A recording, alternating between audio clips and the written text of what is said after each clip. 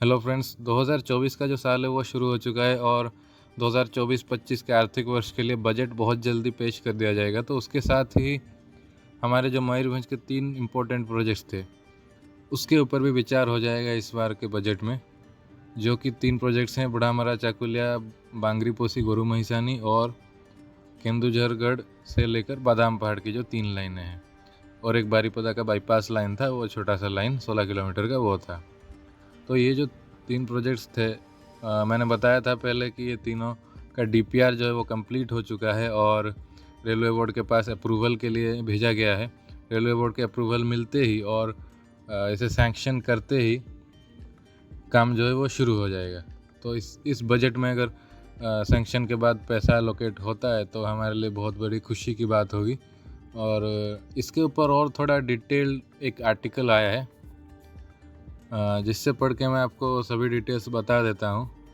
तो सौरभ पटनायक जी का ये आर्टिकल है, इसमें बताया गया है कि बुढ़ामरा चाकुलिया जो है 59.96 किलोमीटर, मतलब ऑलमोस्ट की 60 किलोमीटर्स का लाइन होगा। और इसके लिए फंड्स चाहिए 1459 करोड़।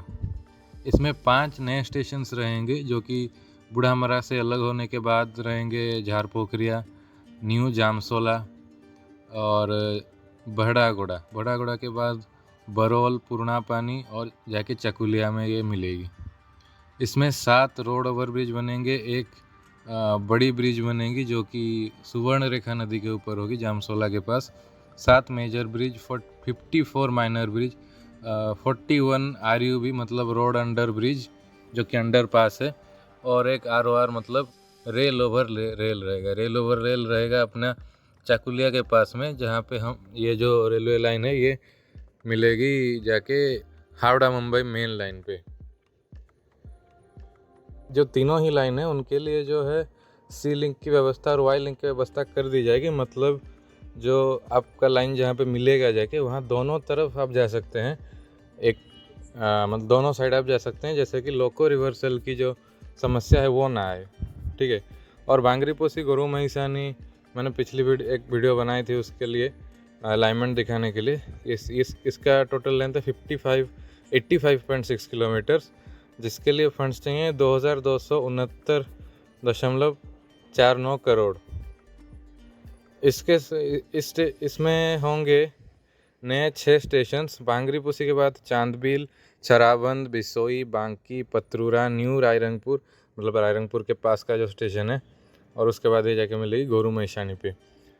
इसमें जो है 14 रोड ओवर ब्रिज, एक main bridge, 14 major bridge, 109 minor bridge, 62 RUB, एक रेल ओवर रेल, 3 टनल का काम जो है 3 टनल का काम किया जाएगा। इसके लिए 567.845 हेक्टेयर की ज़मीन की आवश्यकता है और 5 साल लगभग लगेंगे इसको कंप्लीट होने में। और हाँ, मैं बताना भूल गया था कि बुढ़ामरा चाकुलिया में चाहिए 462.52 हेक्टेयर ज़मीन, जो कि ऑब्वियसली कम है बांगरी पोसी गोरू महिसानी से। और इस रूट में थोड़ा सा लोग ये बता रहे हैं कि इतना लंबा क्यों कर दिया गया। ठीक ही बात है कि इतना लंबा, मैंने भी जब अलाइनमेंट देखा तो अजीब सा लगा कि जो न्यू रायरंगपुर स्टेशन जहाँ बनेगा उससे बहुत घुमा के लेके गोरू महिसानी में ये लोग लाइन को मिला रहे हैं, जो कि एक्चुअली में ज़रूरत है नहीं, क्योंकि आप डायरेक्टली रायरंगपुर या सीधा आराम से लेके ओंलाजोड़ी में मिला देते तो 10 किलोमीटर तक ये इसकी लेंथ कम हो जाती। तो इतना भी क्या है कि हमको गोरू महिसानी नाम लिखा है, मतलब गोरू महिसानी में ही लेके मिलाना है लाइन को, इसके लिए बेकार में ये क्या कर दे, समझ नहीं आया मुझे भी। तो छोड़िए, जो हो चुका वो हो चुका, अब चेंज होना मुश्किल है। ठीक है।